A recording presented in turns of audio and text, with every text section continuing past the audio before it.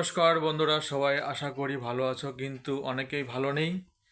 Secular যারা রয়েছে তারা বেশ অনেক অনেক ভালো আছো। তো আমার মতো যারা ধর্মপরায়ণ রয়েছে তারা কিন্তু ভালো নেই। পার্শ্ববর্তী দেশে এরকম নির্মর্ম নৃশংসভাবে যে অমানবিক পাশবিক অত্যাচার চলছে হিন্দুদের উপরে, সেই সমস্ত বিষয় দেখে কারো মন, সভ্য সমাজে কারো মন ভালো থাকার কথা নয়। কেউ ভালো থাকতে পারে না এই সমস্ত কর্মকাণ্ড দেখে।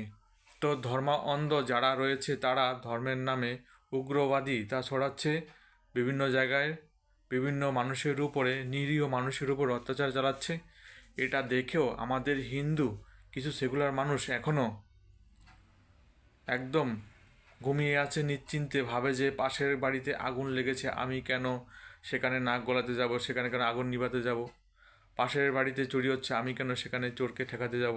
তো এরকম করতে করতে দেখবে যেদিন তোমার বাড়িতে চুরি হবে, দেখবে কেউ আর এগিয়ে আসবে না। তোমার বাড়িতে যখন আগুন লাগবে কেউ এগিয়ে আসবে না তোমাকে সাহায্য করতে।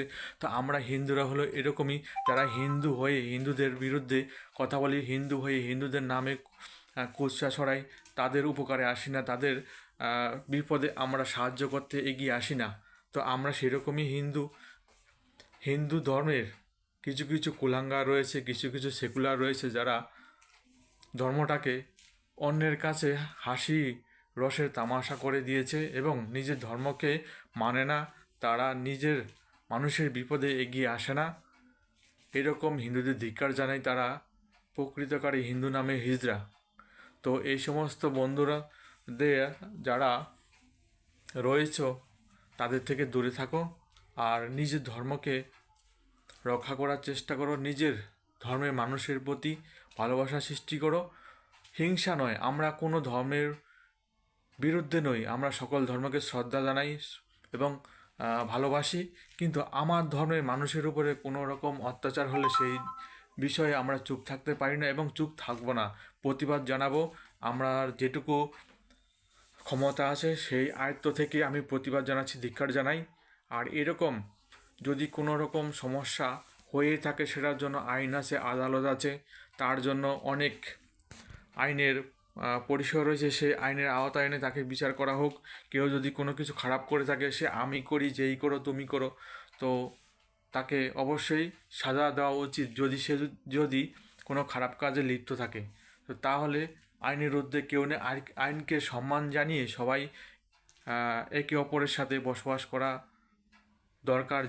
যেটা আজ থেকে অনেক দিন থেকে শুরু হয়েছে, সবাই একসাথে বসবাস করে, কেউ কিন্তু পশু নয়, সবাই কিন্তু আমরা মানুষ। আমাদের মধ্যে মন আছে, প্রাণ আছে, হৃদয় আছে, মায়া মমতা সব কিছু আছে। তো এগুলো যদি না থাকে তাহলে কি করে আমরা মানুষ বলে নিজেকে জাহির করব বা মানুষ বলে পরিচয় দেব? আমার তো লজ্জা লাগছে এই ধরনের সন্ত্রাসবাদী কর্মকাণ্ড দেখে। শুধু ধর্মের নামে এইরকম মানুষকে নির্মমভাবে হত্যা করাটা ঠিক নয়।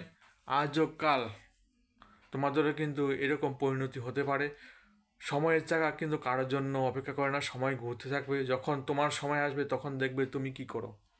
তো আজকে আমি অপরের ক্ষতি করছি, কালকে আমার ক্ষতি হবে না এটা কেউ বলতে পারবে না, কোনো গ্যারান্টি নেই। এই জন্য বলছি বন্ধুরা, বিনা কারণে লোককে কষ্ট দিও না, বিনা কারণে লোককে মারবে না, বিনা কারণে লোকের প্রতি অনাচার করবে না। সবাইকে ভালোবাসার চেষ্টা করো, ভালোবাসা ছড়িয়ে দাও, ভালোবাসা দিয়ে সব কিছু জয় করা সম্ভব।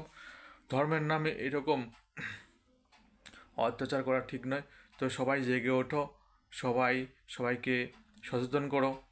আমার ধর্ম আগে, তারপরে পরের ধর্ম, ঠিক আছে? সব ধর্মকেই ভালোবাসা উচিত, সব ধর্মই থাকবে। এটা নানান জাতি, নানান ধর্ম অবশ্যই থাকা উচিত। সব রকম মতামত থাকবে, পক্ষে বিপক্ষে, কিন্তু এরকম বর্বরচিত কাজ হওয়াটা মোটেই সমাজে কাম্য নয়।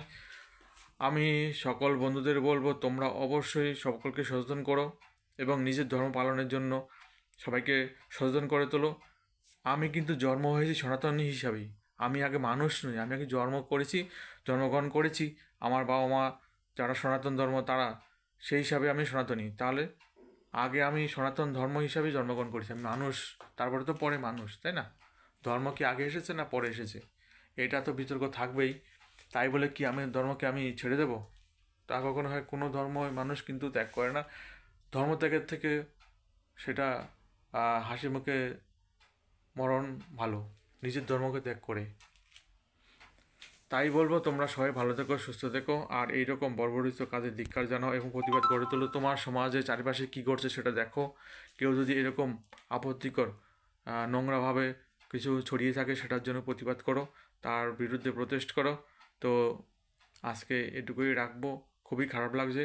তো হিন্দুরা সবাই জেগে জেগে ঘুমিও না। তো সবার ঘুম ভাঙানো, কেউ না কেউ তো কিছু করতে হবে।